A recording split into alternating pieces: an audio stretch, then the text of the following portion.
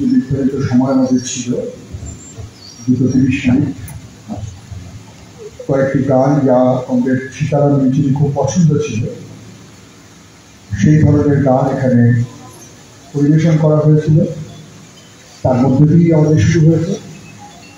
তারপরে আপনারা জানেন আমাদের বুদ্ধদেব ভট্টাচার্যের প্রিয় গান, তার আবৃত্তি, এগুলো এখানে পরিবেশিত হয়েছে, শোনানো হয়েছে।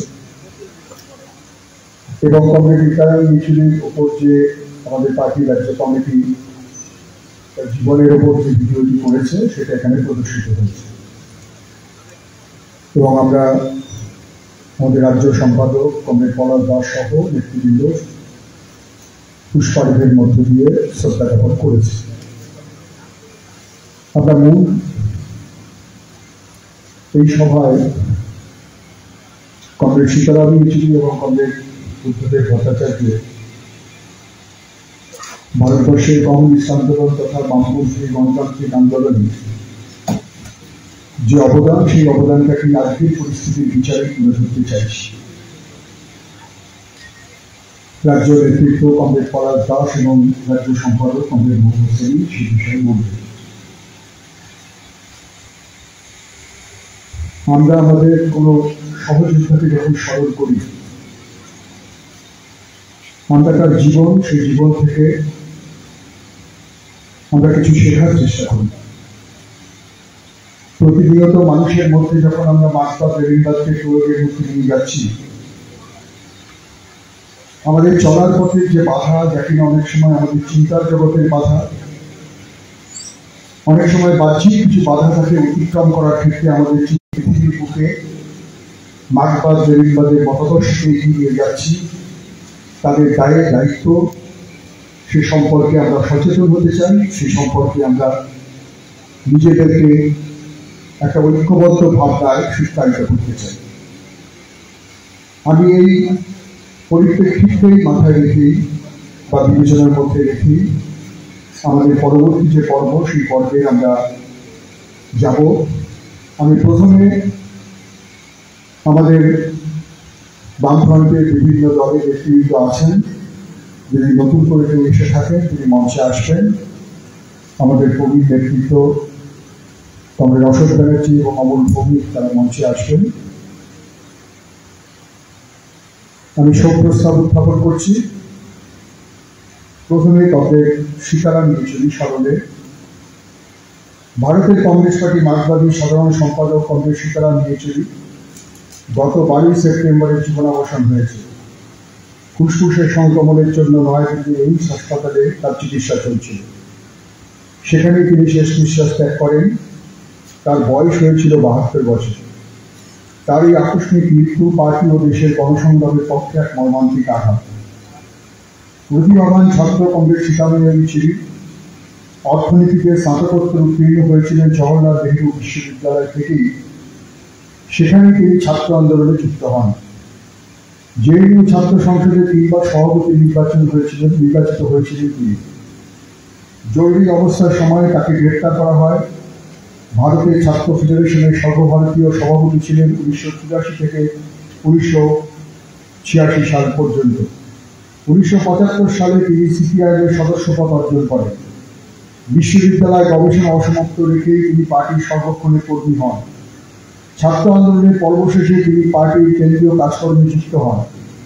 1984 সালে কমরেড সীতারাম ইয়েচুরি কেন্দ্রীয় কমিটির স্থায়ী আমন্ত্রিত সদস্য হিসেবে নির্বাচিত হন। 1985 সালে দ্বাদশ কংগ্রেস থেকে তিনি পার্টির কেন্দ্রীয় কমিটিতে নির্বাচিত হন। 1992 সালে তিনি পার্টির পলিটব্যুরো সদস্য নির্বাচিত হন। 2005 সালে পার্টির 21তম কংগ্রেস থেকে তিনি পার্টির সাধারণ সম্পাদক নির্বাচিত হয়েছিলেন। কমরেড সীতারাম ইয়েচুরি পার্টির মতাদর্শগত অবস্থান নির্ণয়ে অত্যন্ত গুরুত্বপূর্ণ ভূমিকা রেখেছিলেন। সোভিয়েত ইউনিয়ন ও পূর্ব ইউরোপে সমাজতন্ত্রের বিপর্যয়ের পর 1992 সালে চতুর্থ কংগ্রেসের যে মতাদর্শগত দলিল তৈরি হয়েছিল তা কংগ্রেসে পেশ করেছিলেন তিনি।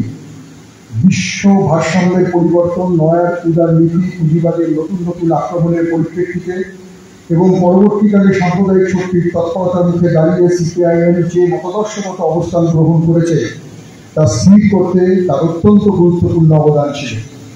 পার্টির 20তম কংগ্রেসের মতাদর্শগত দলিল পেশ করেছিলেন তিনি। মার্ক্সবাদ লেনিনবাদের দৃষ্টিভঙ্গিতে সমসাময়িক ঘটনাবলীর বিশ্লেষণে তার প্রশ্নাতীত দক্ষতা ছিল। আন্তর্জাতিক স্তরে বিভিন্ন দেশের কমিউনিস্ট পার্টিগুলির সঙ্গে মত বিনিময় ঐক্য প্রয়াসে তার উল্লেখযোগ্য ভূমিকা ছিল। কংগ্রেস সীতারাম ইয়েচুরি যেমন সিপিআইএমের সর্বোচ্চ নেতা ছিলেন, তেমনি দেশের বামপন্থী ও গণতান্ত্রিক আন্দোলনের অন্যতম গুরুত্বপূর্ণ নেতা ছিলেন।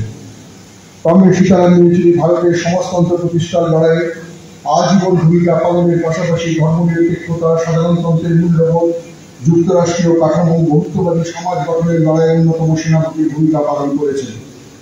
বাম গণতান্ত্রিক ধর্মনিরপেক্ষ শক্তিকে সমবেত করে সাম্প্রদায়িকতার বিরুদ্ধে লড়াইয়ে তিনি একটানা ভূমিকা পালন করেছেন। ইন্ডিয়া মঞ্চ গঠনের ক্ষেত্রে তিনি অত্যন্ত গুরুত্বপূর্ণ ভূমিকা পালন করেছিলেন। দেশের অন্যান্য রাজনৈতিক দলের কাছেও তিনি সম্ভবের আসনে ছিলেন। পশ্চিমবঙ্গের পার্টি ও গণতান্ত্রিক আন্দোলনের সঙ্গে কংগ্রেস সীতারাম ইয়েচুরির সম্পর্ক ছিল অত্যন্ত গভীর। ছাত্র আন্দোলনের সময় থেকেই তিনি পশ্চিমবঙ্গে ভূমিকা পালন করেছেন। এ রাজ্যের পার্টি বারংবার তার পরামর্শে উপকৃত হয়েছে। প্রতিকূল পরিস্থিতির মধ্যে বারংবার তিনি বলতেন, বাংলার কমিউনিস্ট আন্দোলন পুনরায় শক্তি অর্জন করতে না পারলে সারা ভারত কমিউনিস্ট আন্দোলন কখনোই অগ্রসর হতে পারবে না। পশ্চিমবঙ্গ থেকে 2005 থেকে 2017 পর্যন্ত তিনি রাজ্যসভার সদস্য ছিলেন। সাংসদ হিসেবেও তার ভূমিকা সারা দেশের নজর কেড়েছে। আরও কয়েকটি ভাষার সঙ্গে কংগ্রেস সীতারাম ইয়েচুরি বাংলা ভাষাতেও সাবলীল ছিলেন। নদিয়া জেলাতে বেশ কয়েকটি কর্মসূচিতে অংশগ্রহণ করেছেন। মতাদর্শগত বিষয় নিয়ে কখনো নির্বাচনী প্রচারে তার বক্তব্য পার্টির মধ্যে এবং সাধারণ জনগণের মধ্যে চর্চার বিষয় ছিল। যখন সাম্প্রদায়িক শক্তির বিরুদ্ধে সংবিধানের মৌলিক মূল্যবোধকে রক্ষার সংগ্রাম চলছে, তখন কংগ্রেস সীতারাম ইয়েচুরির জীবনাবসান একটি বড় ক্ষতি। সমগ্র পার্টিকে ঐক্যবদ্ধভাবে দৃঢ়তার সঙ্গে এই সংগ্রামকে এগিয়ে নিয়ে গিয়ে তার প্রতি শ্রদ্ধা জ্ঞাপন করতে হবে। সিপিআইএম নদিয়া জেলা কমিটি আহ্বায়ক সভা কংগ্রেস সীতারাম ইয়েচুরির স্মৃতির প্রতি গভীর শ্রদ্ধা অর্পণ করছে, আন্তরিক সমবেদনা জ্ঞাপন করছে তার পরিবারের প্রতি। কংগ্রেস সীতারাম ইয়েচুরি লাল সেলাম, কংগ্রেস সীতারাম ইয়েচুরি অমর রহে। আমি সকলকে উঠে দাঁড়িয়ে কিছুক্ষণ শ্রদ্ধা জ্ঞাপন করতে বলি।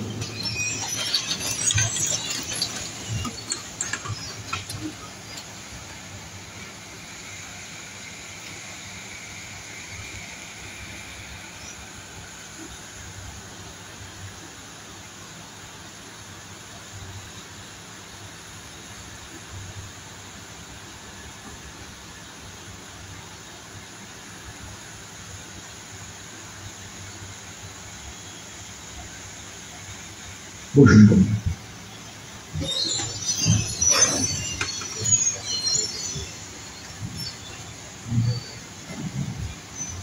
কমরেড বুদ্ধদেব ভট্টাচার্য সঙ্গে ভারতের কমিউনিস্ট পার্টি মার্ক্সবাদী পরের ব্যুরোর সদস্য, রাজ্যের প্রাক্তন মুখ্যমন্ত্রী বুদ্ধদেব ভট্টাচার্যের জীবনাবসান হয়েছে।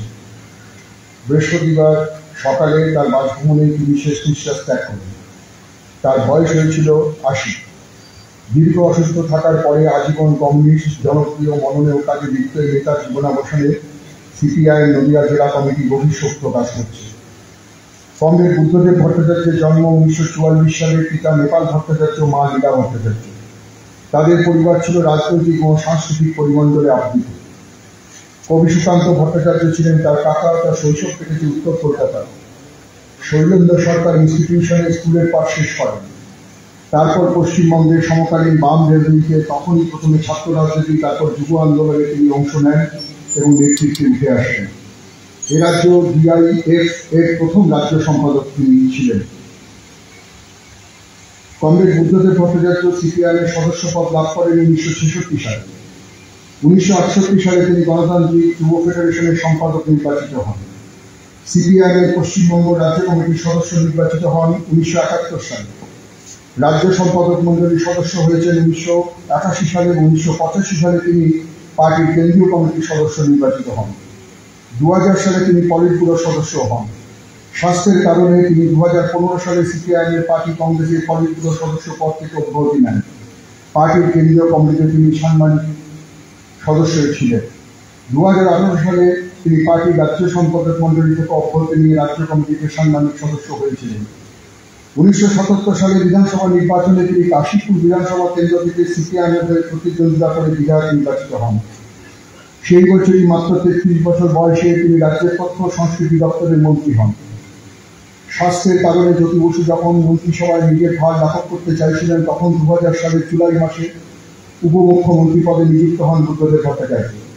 তারপর ওই বছরের শেষের দিকে জ্যোতি বসু মুখ্যমন্ত্রী পদ থেকে ইস্তফা দিয়ে পরবর্তী প্রজন্মের হাতে সরকারের নেতৃত্ব তুলে দেন। 2000 সালের 6 নভেম্বর মুখ্যমন্ত্রী পদে শপথ নেন বুদ্ধদেব ভট্টাচার্য। 2011 সালের বিধানসভা নির্বাচনে রাজ্যে বামফ্রন্টের সরকারের পরাজয় হওয়া পর্যন্ত তিনি মুখ্যমন্ত্রী ছিলেন। 10.5 বছরের দায়িত্ব তিনি শুধু দক্ষতার সঙ্গে পালন করেননি, পরবর্তী প্রজন্মের স্বার্থ ও রাজ্যের সার্বিক উন্নয়নের লক্ষ্যে বামফ্রন্টের নীতি ও কর্মসূচিগুলি আন্তরিকভাবে রূপায়ণের চেষ্টা চালিয়েছেন। কমরেড বুদ্ধদেব ভট্টাচার্য মুখ্যমন্ত্রী হিসেবে পিছিয়ে পড়া সব অংশের মানুষের অগ্রগতির জন্য সরকারি উদ্যোগ, রাজ্যের ভিতরে স্বাস্থ্য পরিকাঠামো গড়ে তোলা, রঙ্গনাথন কমিশনের সুপারিশ প্রকাশের পর ভারতের মধ্যে সর্বপ্রথম ধর্মীয় সংখ্যালঘুদের জন্য সংরক্ষণের ব্যবস্থা করা, স্কুল শিক্ষায় মেয়েদের ঘাটতি দূর করে তাদের ব্যাপক সংখ্যায় টেনে আনা, পরিবেশ রক্ষা করে গরিবের উন্নয়ন ব্যবস্থা করার পাশাপাশি পরিকাঠামো উন্নয়নে সচেষ্ট ছিলেন। তিনি আগামী প্রজন্মের জন্য বাংলাকে গড়ে তোলার স্বপ্ন দেখেছিলেন, কর্মসংস্থানের জন্য ছোট, মাঝারি ও বৃহৎ শিল্প গড়ে তোলার চেষ্টা করেছিলেন। রাজ্যে বিনিয়োগ আকর্ষণ করতে তার নেতৃত্বে বামফ্রন্ট মন্ত্রিসভা সফল হয়েছিল। ইস্পাত শিল্প, রাসায়নিক শিল্প, তথ্য প্রযুক্তি শিল্প, অটোমোবাইল শিল্প গড়ে তুলতে উদ্যোগী হয়েছিল।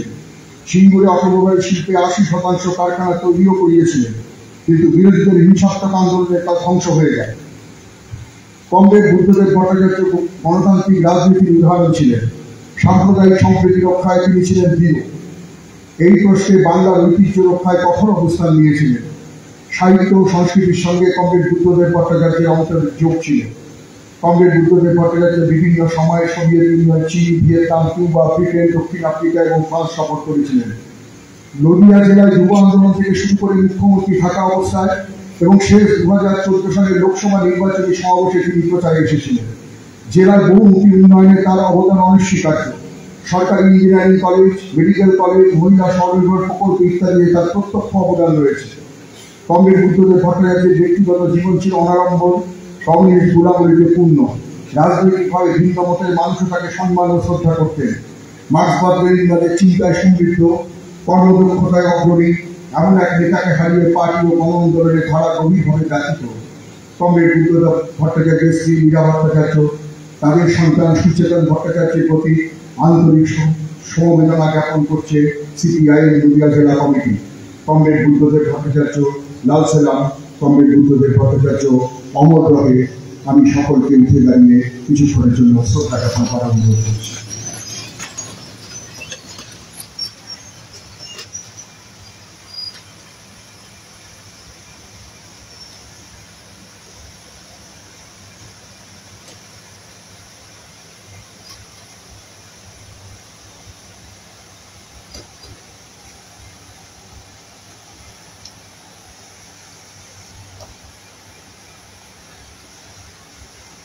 বসুন। এখন এই সভায় বক্তব্য রাখবেন